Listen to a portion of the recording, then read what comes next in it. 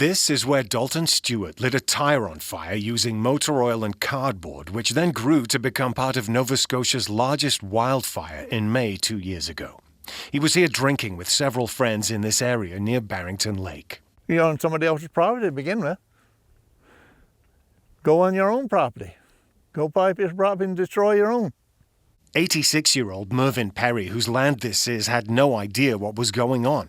This remote location by what's known as Homer's Rock is several kilometers from his house. It was in the days that followed when smoke and flames spread throughout his approximately 250 acres. He was told this was the spot. There's a lot of beautiful places along this river here but most of it is destroyed now. It's all burnt and stuff like that. It would take years for it to come back. Court documents reveal Dalton Stewart tried to stomp out the fire before leaving this area, but he did not use water or check that the embers were cool to the touch. This just shouldn't have been here to begin with, and they just come up here to party and stuff like that. Well, they should know better. That's all I can say. One of Perry's neighbors noticed trucks leaving the area that night, and the day after, smoke and a small but growing fire.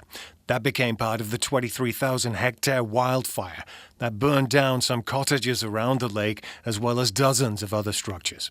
Perry's was spared, but like thousands of others, he had to leave his home. He acknowledges there was no intent to cause the kind of devastation that followed, but thinks the sentence of $25,000 could have been tougher, and others feel the same. Firefighters, many of them volunteers, and some who are also fishermen, battled the blaze. It's kind of a slap in the face to the volunteer firefighters and everybody that lost everything. Many are still hurting, he says, and the charred forest means there are constant reminders of the losses. We have to see it every day, and most people here are not going to see it back to the way it was because it's just not going to live that long. He says people are trying to move on, and that's what Mervyn Perry's doing as well. It shouldn't have happened, but it did, and it's gone.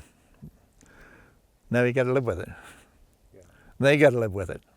He doesn't think he'll get to see the forest come back, but he intends to leave this land to his children and hopes it will bounce back for them to enjoy. Gareth, Hampshire, CBC News, Barrington.